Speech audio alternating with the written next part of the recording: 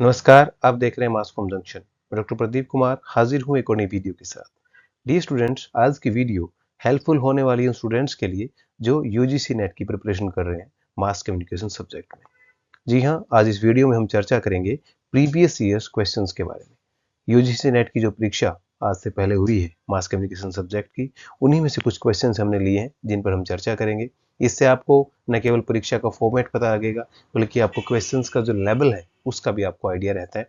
और इन्हीं में से कुछ क्वेश्चंस आगामी परीक्षाओं में पूछे जाते हैं, इसलिए आज का ये वीडियो आपके लिए काफ़ी काम का होने वाला है। अगर आपने अब तक हमारा चैनल सब्सक्राइब नहीं किया है तो प्लीज़ इसे सब्सक्राइब कीजिए, और अगर आपको इसका कंटेंट अच्छा लगता है तो अपने फ्रेंड्स के साथ भी इसका लिंक शेयर कीजिए, बिकॉज आपका सब्सक्रिप्शन हमारे लिए मोटिवेशन का काम करेगा। तो आइए शुरू करते हैं आज की वीडियो। नवंबर 2017 में जो एक क्वेश्चन पूछा गया था यूजीसी नेट मास कॉम की परीक्षा में, that was Aurobindo Ghosh journal watch. यानी जो ये जो ऑप्शन दिए गए हैं इनमें से आपको बताना है कि अरविंद घोष, जो कि एक बहुत अच्छे जर्नलिस्ट रहे हैं, फ्रीडम फाइटर रहे हैं, हिंदुस्तान के बंगाल से बिलोंग करते हैं, तो उन्होंने कौन सा जर्नल निकाला, ये आपको आंसर देना है। तो इसका सही आंसर है धर्म। धर्म उन्होंने वंदे मातरम भी निकाला, कर्मयोगिन भी निकाला, लेकिन ये जो ऑप्शन दिए गए थे इनमें से आपको बताना है कि अरविंद घोष का जर्नल कौन सा था। तो इसका सही आंसर है धर्म। अरविंद घोष जी, जैसे हमने बताया, he was an Indian yogi, Maharshi and Indian nationalist. He also edited the newspaper Vande Mataram. अक्सर वंदे मातरम के बारे में क्वेश्चंस पूछे जाते हैं। और धर्म की अगर हम बात करें तो एक बंगाली वीकली था जो 23 अगस्त 1909 को निकाला गया इनकी तरफ से। दूसरा जो ऑप्शन इसमें आप देख रहे हैं, स्वदेश मित्र देख रहे हैं, तमिल लैंग्वेज का न्यूज़पेपर, जिसको जीडी सुब्रमण्यम अय्यर 1882 में इन्होंने इसको स्थापित किया, जो एक ऑप्शन इस क्वेश्चन में था। He was a journalist, social reformer and freedom fighter. He also founded the Hindu in 1878. तो कई बार ये होता है कि जब आप एक क्वेश्चन सोल्व कर रहे होते हैं, उसका एक ऑप्शन आंसर होता है, लेकिन दूसरे ऑप्शन पे भी अगर आप नज़र डालते हैं तो वहाँ से भी आपको कोई चीज़ें सीखने को मिलती हैं। हो सकता है नेक्स्ट टाइम इस न्यूज़पेपर के बारे में आपसे पूछ लिया जाए, तो अगर आपने अच्छे से उसको प्रैक्टिस किया है, एक्सप्लेनेशन अच्छे से समझी है आपने, तो आप आंसर दे सकते हैं। Then the first Indian language newspaper watch. पहला हिंदुस्तानी भाषा में यानी भारतीय भाषा में पहला समाचार पत्र कौन सा था? अगर हिंदुस्तान के पहले समाचार पत्र की हम बात करें तो आपको पता है Bengal Gazette, Hicky Gazette, Calcutta General Advertiser, वो जो 29 जनवरी 1780 को निकाला गया वो था। लेकिन भारतीय भाषा में पहला समाचार पत्र कौन सा था? तो ऑप्शन है बंगदूत, समाचार, दिग्दर्शन, मिरातुल अखबार। तो आइए देखते हैं इसका आंसर, और इसका आंसर है दिग्दर्शन। आइए इसको समझने का कोशिश करते हैं एक्सप्लेनेशन में। Digdarshan, this was the first periodical in the Bengali language published by the Serampur Baptist Mission. It was a monthly publication edited by John Clark, the son of missionary Joshua Marshman, in April 1818. Samachar Darpan, a Bengali weekly newspaper, Serampur Mission Press, was started on May 23, 1818. आप यहाँ पे देख पा रहे हैं option में दिया गया है दिग्दर्शन, जबकि समाचार दर्पण ऑप्शन में नहीं है। अगर समाचार दर्पण भी ऑप्शन में होता तो इसका आंसर समाचार दर्पण हो सकता था, क्योंकि पीरियोडिकल और वीकली न्यूज़पेपर की बात हो रही है यहाँ पे। तो जो पीरियोडिकल की अगर हम बात करें तो उसमें दिग्दर्शन का पहले आएगा, हिंदुस्तान का पहला पीरियोडिकल जो भारतीय भाषा में निकाला गया। न्यूज़पेपर की अगर हम बात करें तो ये बंगाली वीकली समाचार दर्पण था, लेकिन चूंकि यहाँ पे ऑप्शन में सिर्फ एक तरह से दिग्दर्शन दिया गया है, इसलिए इसका आंसर दिग्दर्शन है। लेकिन अगर आपसे न्यूज़पेपर पूछा जाए और वहाँ पे ऑप्शन में समाचार दर्पण भी हो तो आपने कंफ्यूज नहीं होना है, बल्कि समाचार दर्पण का आंसर टिक करना है। Then the concept of mindful journalism has drawn inspiration from Hinduism, Taoism, Christianity, Buddhism. ये क्वेश्चन पूछा गया नवंबर 2017 में। तो इसका सही आंसर है बुद्धिज्म। जी हाँ, बुद्धिज्म से ये कॉन्सेप्ट आया है। और माइंडफुल जर्नलिज्म का मतलब क्या होता है? Journalist for the interest of common man. जब जर्नलिस्ट जो है कॉमन मैन के इंटरेस्ट के लिए काम करते हैं, उसकी समस्याओं को उठाते हैं, उनकी प्रॉब्लम्स को एड्रेस करते हैं, उनको लगातार प्रशासन के सामने लेकर के जाते हैं, उनके सॉल्यूशन के लिए काम करते हैं, उन इश्यूज को रेज करते हैं। जर्नलिज्म बेस्ड ऑन एथिक्स, जहाँ पे एथिक्स होते हैं, मूल्य होते हैं। खासकर आज के दौर में जब पत्रकारिता आप देख रहे हैं मूल्यों का ह्रास हो रहा है, ऐसे में इस तरह की जर्नलिज्म की बहुत ज़्यादा ज़रूरत है, जिसमें एक हॉलिस्टिक अप्रोच हो, ट्रूथ हो, ऑब्जेक्टिविटी हो। तो ये माइंडफुल जर्नलिज्म की बात हो रही है। Then who is the author of the book saving the media? अक्सर बहुत से क्वेश्चंस पूछे जाते हैं जिसमें किताबों के बारे में पूछा जाता है, ये किताब किसने लिखी, ये किताब किसने लिखी। अक्सर ये लोग जर्नलिस्ट होते हैं जिनकी किताबों के बारे में पूछा जाता है, तो इसका आंसर आपने देना है। और इसका आंसर है जूलिया केज। जी हाँ, जूलिया केज। हिंदुस्तान से इनका संबंध नहीं है, तो आइए जानते हैं ये कहाँ से संबंध रखते हैं। Julia Cage is a French economist specializing in development economics, political economy, and economic history. In February 2015, Julia Case published Saving the Media, Capitalism, Crowdfunding and Democracy in French. By the end of 2016, it had been published in 10 other languages. तो ये Julia cage है जो कि एक French economist specialisation का है development economics political economy में। तो इन्होंने किताब लिखी जिसके बारे में पूछा गया है सेविंग द मीडिया। और जैसा कि यहाँ बताया गया है 2016 तक इसको 10 दूसरी भाषाओं में भी प्रकाशित किया गया। तो बहुत इंपॉर्टेंट क्वेश्चन आपके लिए। Then identify one of the key recommendations of the first press commission. जैसा कि आप जानते हैं भारत की आज़ादी के बाद प्रेस की सिचुएशन पता लगाने के लिए कि उसकी दशा क्या है और उसकी दिशा क्या होनी चाहिए, उसका फ्यूचर कैसा होना चाहिए, किस तरह के काम किए जाने की जरूरत है प्रेस की स्थिति को बेहतर करने के लिए ताकि वो समाज में अपना योगदान दे पाए। तो उसके लिए एक कमीशन बनाया गया था 1952 में। जस्टिस जीएस राजाध्यक्षा की अध्यक्षता में बनाया गया, चेयरमैन उसके थे। तो उन्होंने कौन सी रिकमेंडेशन दी? चार में से एक ऑप्शन है। पहला ऑप्शन है setting up the office of registrar of newspaper of India, जिसे मारन के नाम से जानते हैं। Abolition of press council of India, introduction of article 19(1)(a) जो special privileges to newspaper owners. तो क्या किया गया था फर्स्ट प्रेस कमीशन की ओर से? बहुत सी रिकमेंडेशंस दी थी, आपको बताना कि की रिकमेंडेशन कौन सी थी।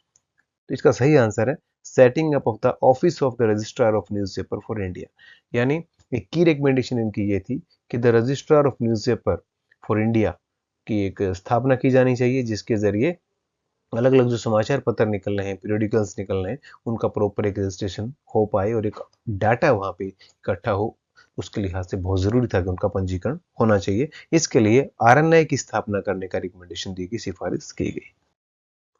और इसी सिफारिश के आधार पर यानी जो प्रेस कमीशन ऑफ इंडिया था, first press commission of India, उसकी जो सिफारिश थी उसके आधार पे RNI was established primarily on the recommendation of the first press commission in 1953 and subsequent amendments to the Press and Registration of Books Act 1867। यानी पहले जो पीआरबी एक्ट था उसमें इसको अमेंड किया गया। The commission's report submitted to the Indian government in 1954 highlighted the need for a statutory body to manage press-related statistics. This led to the establishment of the RNI on July 1, 1956। यानी आखिरकार जुलाई 1 1956 को RNI की स्थापना हुई जो कि हिसाब किताब रखेगा समाचार पत्रों के पंजीकरण का, टाइटल का, सारा वो हिसाब किताब रखना है। और ये रिकमेंडेशन थी फर्स्ट प्रेस कमीशन की। Then find out the correct chronological sequence of the following newspapers. ये न्यूज़पेपर आप देख रहे हैं हिंदुस्तान के बहुत ही जाने माने समाचार पत्र जिन्होंने खासकर जो हिंदुस्तान का फ्रीडम स्ट्रगल है उसमें बहुत ही योगदान दिया। जो हमारे फ्रीडम फाइटर्स थे उन्होंने अपने कलम के जरिए हिंदुस्तान को आज़ादी दिलाई, लोगों को अवेयर किया। तो कुछ समाचार पत्र आपके सामने, आपको बताना है कि इनके एक सीक्वेंस क्या है। अक्सर इस तरह के सवाल पूछे जाते हैं और हिस्ट्री ऑफ प्रिंट मीडिया पढ़ना बहुत ज़रूरी है क्योंकि बहुत से क्वेश्चन वहाँ से रहते हैं। तो इसमें जो एक तरह से जो सीक्वेंस रहेगी उसमें है पहला बॉम्बे क्रॉनिकल पहले निकला, उसके बाद स्वराज, देन फॉरवर्ड और देन नेशनल हेराल्ड। ऐसी ये क्रोनोलॉजी है। एक्सप्लेनेशन की हम बात करें तो Bombay chronicle was a prominent English language newspaper founded by sir Firoz Shah Mehta in 1913 and published in Mumbai, then Bombay, जब उसको बॉम्बे के नाम से जानते थे। तो 1913 में निकलना शुरू हुआ। देन नेताजी सुभाष चंद्र बोस जी का जो समाचार पत्र जिसकी हम बात करें स्वराज, ये इलाहाबाद डिस्ट्रिक्ट से शुरू हुआ जिसे आज हम प्रयागराज के नाम से जानते हैं 1921 में। Forward was a daily newspaper founded bye Deshbandhu Chittaranjan Das in 1923, a platform for criticism and shaping public opinion, particularly in Bengal। तो फॉरवर्ड इसके बाद शुरू हुआ। देन जो अगला समाचार पत्र की अगर हम बात करें, it was founded by India's first Prime Minister Jawaharlal Nehru in 1938 as a tool to win independence. It was banned by British government in 1942 during the Quit India movement। तो ये समाचार पत्र शुरू किया जवाहरलाल नेहरू जी ने। Then identify the correct chronological sequence of the following television networks. तो जैसे पहले समाचार पत्र थे, इसी तरह जो टेलीविजन नेटवर्क है वो कब कौन सा शुरू हुआ ये आपको बताना है, जिसमें रूपा वाहिनी है, स्टार है, जी है, अल जजीरा है। नवंबर 2017 में क्वेश्चन पूछा गया था, तो इसका आंसर है रूपा वाहिनी, स्टार, जी टीवी और अल जजीरा, ये इसकी सीक्वेंस रहेगी। रूपा वाहिनी is the national television network of Sri Lanka, established in 1982। यानी वहाँ का एक प्रमुख, एक तरह से नेशनल टेलीविजन नेटवर्क कह सकते हैं। जैसे हमारे यहाँ पे जी है, स्टार है या आज तक ग्रुप है, इसी तरह वहाँ एक ग्रुप है। Then Star TV was established in India in 1921। अगर हम बात करें, स्टार टीवी पहले आया, देन जी टीवी आया 2 अक्टूबर 1992 को as the flagship channel of the Zee telefilms limited. Then Al Jazeera जो एक इंटरनेशनल चैनल है, आप देखते हैं। Al Jazeera media network is a private media conglomerate headquartered in Wadi Al cell Doha, Qatar का एक तरह से राजधानी कह सकते हैं, वहाँ पे अल जजीरा है। Funded in party by the government of Qatar, it was founded in 1996। तो इस तरह से इसकी सीक्वेंस रहेगी, क्रोनोलॉजी रहेगी।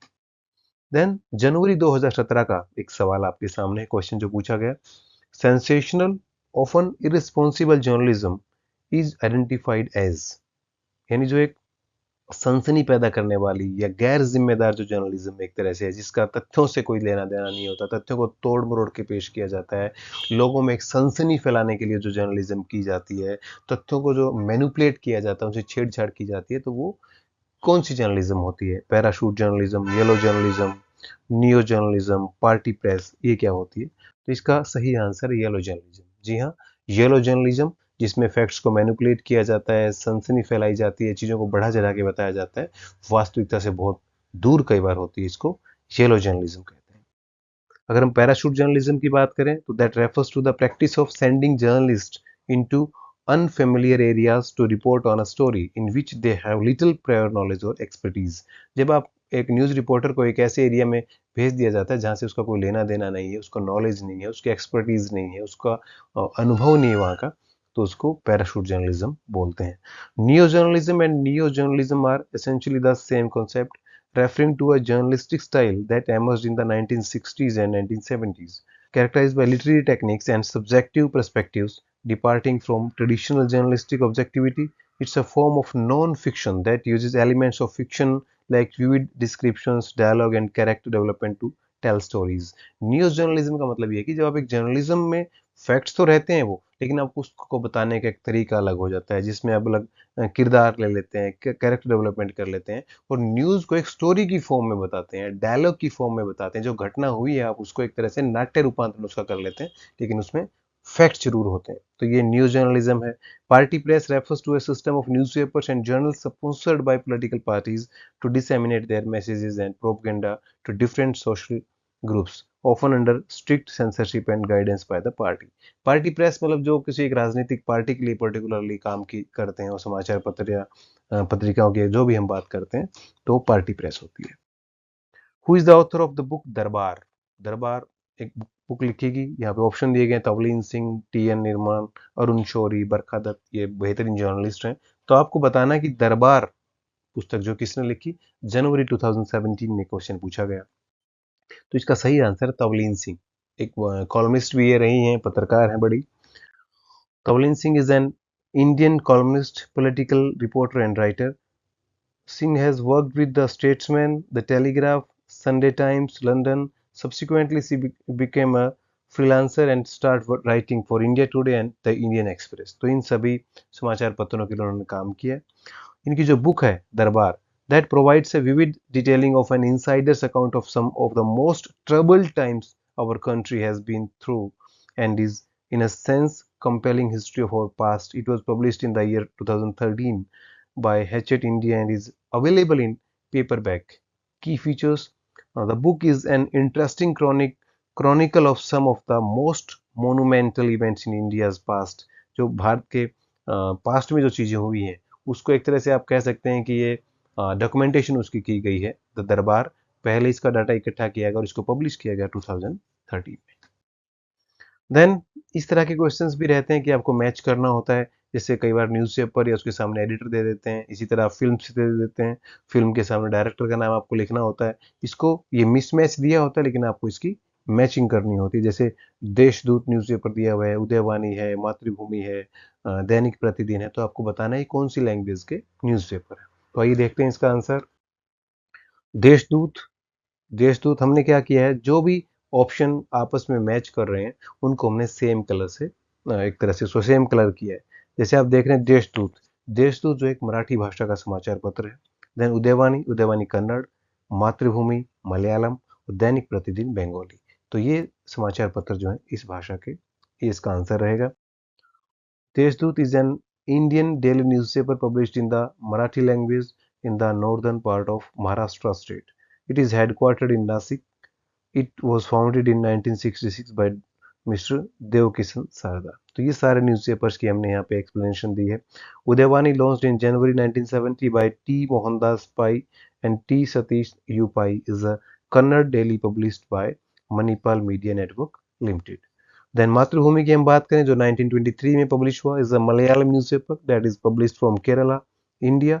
It was founded by KP. Keshav Menon, an active volunteer in the Indian freedom struggle against the British.